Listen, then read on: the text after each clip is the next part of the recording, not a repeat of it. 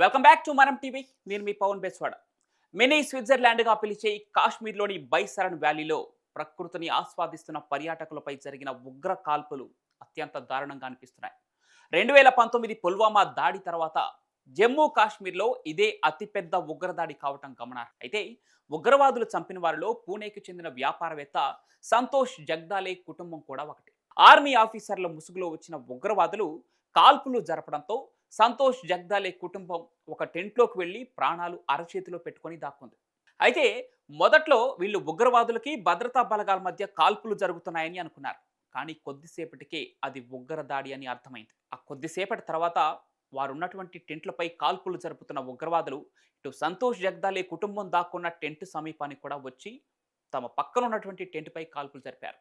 ఆ తర్వాత వీరి టెంట్లో కూడా వచ్చి ఆ కుటుంబంలోని ఇద్దరి మగవాళ్ళను లాక్కెళ్లి ఒక చోట నిలబెట్టారు. ప్రధాని మోదీకి మద్దతు ఇస్తున్నందుకే ఈ దాడి చేస్తున్నామని చెప్పి సంతోష్ను ఇస్లామిక్ ప్రార్థనైన కల్మా చదవమని అడిగారు. అయితే ఆయన చదవలేకపోవడంతో తలపై ఒకటి, చెవి వెనుక మరొకటి, వీపులో ఇంకొకటి, ఇలా మొత్తం 3 బుల్లెట్లతో కాల్చి చంపారు. ఆ తర్వాత వెంటనే సంతోష్ మామయ్య అయినటువంటి ఆ వ్యక్తి దగ్గరకు వెళ్ళి ఆయనను కూడా విచక్షణారహితంగా కాల్చి చంపారు ఆ దుండకులు. అయితే ఈ దాడి జరిగిన 20 నిమిషాల తర్వాత కానీ ఆ పోలీసులు భద్రతా బలగాలు అక్కడికి చేరుకున్నాయని టూరిస్టులు చెప్తున్నారు.